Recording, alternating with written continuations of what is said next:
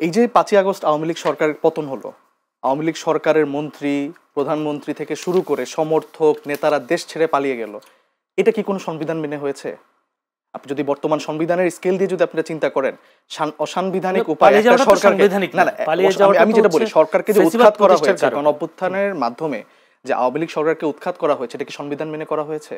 আপনি সংবিধানের 7 ক অনুচ্ছেদ, আসলে সংবিধান মেনে হয় না। সেটাই 7 ক অনুচ্ছেদটা যদি আপনি যখন দেখেন, অসাংবিধানিক উপায়ে কোন একটি সরকারকে উৎখাত করা, সরকার উৎখাতের চেষ্টা করা, সেটাকে কিন্তু হচ্ছে পানিশেবল অফেন্স করা হয়েছে, এবং রাষ্ট্রদ্রোহিতার যে অফেন্সে যে শাস্তিটা দেয়া হয়, সে সেম পানিশমেন্ট ইমপ্লাই করা হয়েছে এখানে।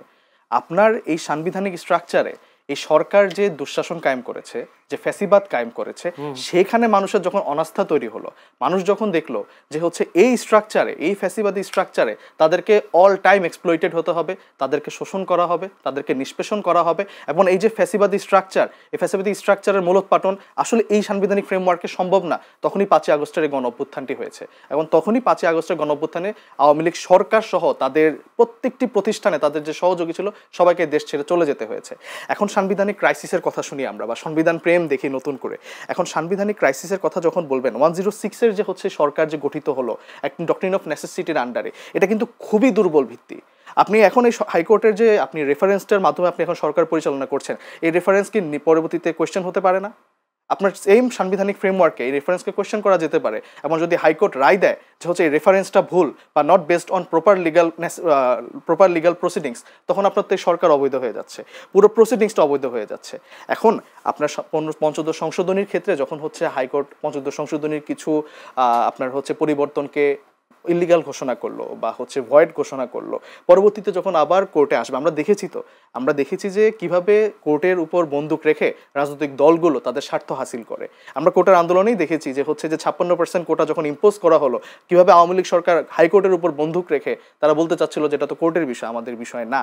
এখন সাংবিধানিক ক্রাইসিসের কথা যখন আমরা শুনি, তখন একটা প্রশ্ন জুড়ে দিয়ে, আপনারা কি পুরো সংবিধানকে ছুঁড়ে ফেলতে চান, নাকি আসলে এই সংবিধানে জুলাই সনদের বিষয়গুলোকে ইনক্লুড করার বিষয়টা? আপনাকে লিগ্যাল ফ্রেমওয়ার্কটা বলছি, ক্রাইসিসের উত্তরটা আমি আগে দেই। যে হচ্ছে আপনার সাংবিধানিকভাবে আপনার সংবিধানটা এত বেশি পরিমাণে প্রবলেমেটিক ছিল, যার কারণে সংবিধানের 11টি অনুচ্ছেদে আপনাকে পরিবর্তন আনতে হচ্ছে।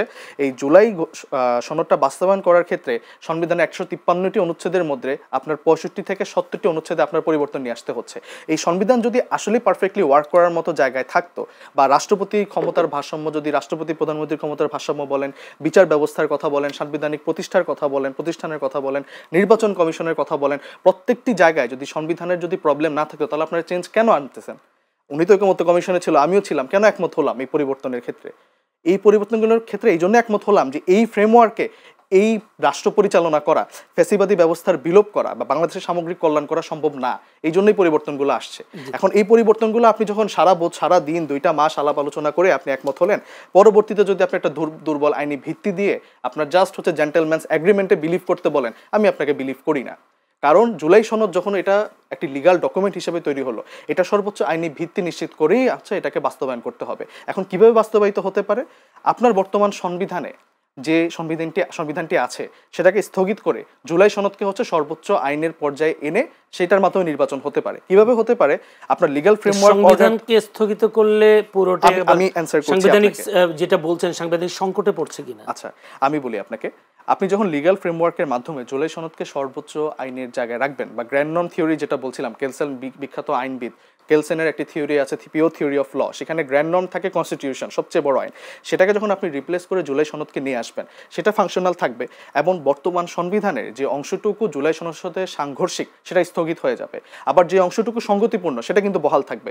এটা কিন্তু ওই লিগ্যাল ফ্রেমওয়ার্ক ওয়ার্ডারই কিন্তু এটাকে আপনার ইন্ডিকেট করতে পারে বা এটাকে মেনশন করবে। যেমন ধরেন, বর্তমান সংবিধান যদি না থাকে, তাহলে সুপ্রিম কোর্ট থাকছে না, সরকার থাকছে না, আমাদের অনেক কিছুই গ্যাপ থেকে যাচ্ছে। সো যেই জায়গাটা সঙ্গতিপূর্ণ সেটা বহাল থাকবে, আর যে জায়গাটা হচ্ছে আপনার সাংঘর্ষিক সেটাকে আপনি স্থগিত করে দিবেন। এখন এই স্থগিতটা কেন প্রয়োজন? আপনি নতুন বাংলাদেশের নির্বাচনের কথা বলছেন। আমি যদি সংবিধানের 118 থেকে 126 অনুচ্ছেদের কথা বলি, যেটা নির্বাচন পদ্ধতি নিয়ে কথা বলে, সেখানে অন্তত 10টি চেঞ্জ আছে যেটা জুলাই সনদ নিয়ে আসছে। তার মানে কি আপনি কি নির্বাচনী পরিবর্তন চান না? উচ্চকক্ষের কথা বলছেন, উচ্চকক্ষের বিষয়ে আপনার রাজনৈতিক দলগুলো, বেশিরভাগ রাজনৈতিক দল একমত, সেটাকে আপনি কি মানে অগ্রাহ্য করে জাস্ট পরবর্তী পার্লামেন্টে এটাকে এনফোর্স করা হবে এরকম চিন্তাভাবনা নিয়ে আপনি আগাবেন? এবং আমরা পরবর্তীতে দেখেছি তো এরকম বিষয়গুলো, 91 3 দলীয় জোটের যে রূপরেখা ছিল সেখানে তো বেশ ভালো ভালো সুন্দর এগ্রিমেন্ট হয়েছিল, কিন্তু পরবর্তীতে আমরা দেখেছি বিএনপি এটাকে ফার্স্টে ভায়োলেট করেছে, পরে প্রত্যেকটি রাজনৈতিক দল এই রূপরেখাগুলোকে ভায়োলেট করেছে। তো জেন্টলম্যানস এগ্রিমেন্ট অথবা মৌখিক যে একটি সনদ বা বয়ান, এটাতে আসলে মানুষ বিশ্বাস করার মতো পরিস্থিতিতে নাই। এবং আপনার আইনি জায়গা থেকে বিশ্বাস করে না নাকি এনসিপি বিশ্বাস না, সব জায়গা থেকে, কারণ আপনি এটা তো আমি বললাম ঐতিহাসিক রেফারেন্স আছে আমরা কিভাবে হচ্ছে বিট্রে করেছি আমাদের নিজেদের এগ্রিমেন্টের এগেইনস্টে। সো ওই জায়গা থেকে আপনার প্রপার লিগ্যাল ফাউন্ডেশনটা তৈরি করে আপনার হচ্ছে এই গণপরিষদ নির্বাচন হতে পারে এবং তার মাধ্যমে পরবর্তীতে নেক্সট পার্লামেন্ট ইলেকশন